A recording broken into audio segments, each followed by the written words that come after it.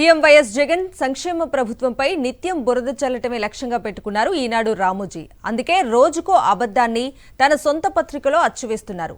దీంట్లో భాగంగా అడవి బిడ్డల్ని ప్రభుత్వం ఆదుకుంటే దానిపై అక్కస్సు వెళ్లగక్కారు రామోజీ. వైఎస్ జగన్ ప్రభుత్వ హయాంలో గిరిజన ఉత్పత్తులకు అంతర్జాతీయ మార్కెట్ ధరల కంటే ఎక్కువగా చెల్లిస్తున్నా రామోజీకి కనిపించడం లేదు. అరకు కాఫీకి అంతర్జాతీయ బ్రాండింగ్ కల్పించడమే కాదు, ఆర్గానిక్ సర్టిఫికేషన్ కోసం ప్రత్యేక చర్యలు చేపట్టి గిరిజన రైతుల్ని జగన్ ప్రభుత్వం ప్రోత్సహిస్తున్న అక్కసు రాతలు రాస్తోంది ఈనాడు. గిరిజనుల సంక్షేమానికి ప్రాధాన్యమిస్తున్న వైఎస్ఆర్సీపీ ప్రభుత్వంపై అక్కసు వెళ్లగక్కారు రామోజీ. గుండెల్లో పెట్టుకుంటానని గుదిబండగా మారారు అంటూ ఈనాడులో అబద్ధాలు అచ్చేశారు. అరకు కాఫీని ఆదాయంగానే ప్రభుత్వం చూస్తోంది తప్ప ఆదుకోవడం లేదంటూ అసత్యాన్ని అచ్చేసింది ఈనాడు. నిజం ఏంటంటే కాఫీకి అంతర్జాతీయంగా చెల్లించే ధర కంటే ఎక్కువకు కొంటోంది గిరిజన సహకార సంస్థ.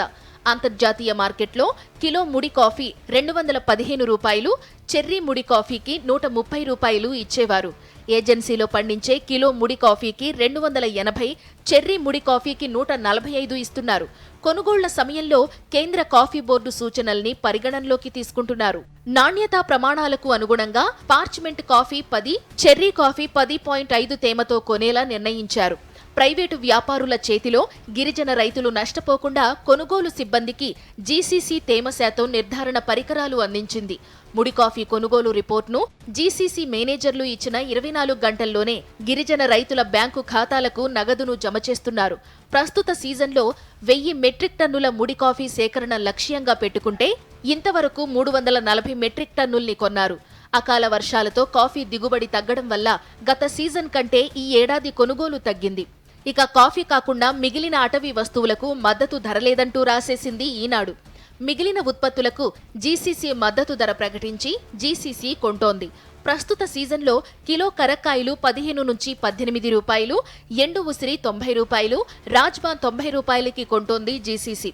కేంద్రం ప్రకటించిన ధరల్లో పిక్క చింతపండు 23 రూపాయల నుంచి 28 మాత్రమే ఉంటే జీసీసీ పిక్క చింతపండు 32 నుంచి 40 రూపాయలకు, పిక్క తీసిన చింతపండు 63 రూపాయల ధర ప్రకటించి కొంటోంది. మరోవైపు ఏజెన్సీ కాఫీకి మంచి గుర్తింపు తెచ్చిన అరకు వ్యాలీ కాఫీ పేరుతో జీసీసీ బ్రాండింగ్ చేస్తోంది. ఫిల్టర్ కాఫీ, ఇన్స్టెంట్ కాఫీ రకాలను జీసీసీ నెట్వర్క్ ద్వారా అమ్ముతోంది. వీటి గరిష్ట రిటైల్ ధర నిర్ణయించే సమయంలో ముడి కాఫీ ధర, శుద్ధీకరణ, తయారీ, ప్యాకింగ్, రవాణా ఖర్చులు, డిస్ట్రిబ్యూటర్, రిటైల్ మార్ట్లను పరిగణనలోకి తీసుకుంటారు. ఇవేమీ తెలియనట్టుగానే వీటి అమ్మకాల ద్వారా జీసీసీ అధిక లాభాలు సంపాదిస్తున్నట్టు రోతరాతలు రాసింది ఈనాడు. శ్రీశైలం, చిత్తూరు, అల్లూరి సీతారామరాజు జిల్లాల అడవుల్లో గిరిజనుల నుంచి సేకరిస్తున్న తేనెను రాజమహేంద్రవరం, చిత్తూరులోని జీసీసీ తేనె శుద్ధి కర్మాగారాల్లో శుద్ధి చేసి గిరిజన్ బ్రాండ్తో మార్కెటింగ్ చేస్తోంది. కేజీ తేనెను 200కు కొంటోంది. తేనెకు గరిష్ట రిటైల్ ధర నిర్ణయంలో ముడి తేనె ధర, శుద్ధీకరణ ఖర్చు, శుద్ధీకరణలో తరుగుదల, బాట్లింగ్, ప్యాకింగ్, రవాణా ఖర్చులు, డిస్ట్రిబ్యూటర్, రిటైల్ మార్ట్లు, నాణ్యతా ప్రమాణాల పరీక్షలకు అయ్యే ఖర్చులు పరిగణనలోకి తీసుకుని ధర నిర్ణయిస్తారు. అయితే తేనె అమ్మకాల్లో జీసీసీ లాభాలు గడిస్తున్నట్టు పచ్చి అబద్ధాలు రాసింది ఈనాడు. అలాగే ప్రైవేటు వ్యాపారుల మోసాలకు అడ్డుకట్ట వేసేలా జీసీసీ ఎన్నో చర్యలు తీసుకుంది.